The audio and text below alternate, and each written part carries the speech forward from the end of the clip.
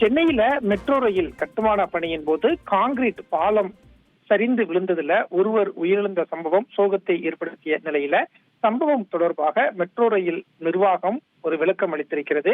சம்பவம் தொடர்பா விசாரணை நடைபெற்று வருகிறது அப்படின்னு மெட்ரோ நிர்வாகம் குறிப்பிட்டிருக்கிறத பார்க்க முடிகிறது. சென்னையை பொறுத்த வரைக்கும் சென்னையை அடுத்த பூந்தமல்லியில இருந்து பரங்கிமலை வரைக்கும் அந்த மெட்ரோ ரயிலுக்கான கட்டுமான பணி அப்படிங்கிறது நடந்துகிட்டு இருக்கு. இதுல மணப்பாக்கம் அந்த அருகே கட்டுமான பணி நடந்துகிட்டு இருக்கும் போது கான்கிரீட் பாலம் சரிந்து விழுந்ததுல இருசக்கர வாகனத்துல சென்ற ஒருவர் அந்த இடிபாடுல சிக்கினாரு.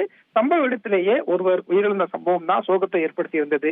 இந்த சூழல்ல மெட்ரோ ரயில் நிர்வாகம் கொடுக்கக்கூடிய விளக்கத்துல ஒரு வாரத்துக்கு முன்பு அங்க கட்டுமான பணி நடந்துகிட்டு இருந்ததாகவும் அந்த கட்டுமான பணி ஒரு வாரத்துக்கு முன்பு தொடங்கிய பணியில எதிர்பாராத விதமாக இன்று இரவு கான்கிரீட் கட்டுமானம் சரிந்து விழுந்ததாகவும் சொல்லப்பட்டிருக்கு. இப்ப அந்த இடிபாடுகளை அகற்றக்கூடிய பணியில மெட்ரோ ரயில் நிர்வாகமும் ஒப்பந்ததாரர்களும் ஈடுபட்டு வருவதாகவும் போர்க்கால அடிப்படையில அந்த இடிபாடுகள் அகற்றப்படும் அப்படின்னு மெட்ரோ ரயில் நிர்வாகம் தெரிவிச்சிருக்காங்க. அதே மாதிரி இந்த சம்பவத்துல ஒருவர் உயிரிழந்திருக்கிறார் அப்படிங்கிற தகவலை மிகவும் வருத்தத்துடன் உறுதிப்படுத்துகிறோம் அப்படின்னு மெட்ரோ ரயில் நிர்வாகம் சொல்லியிருக்கிறாங்க.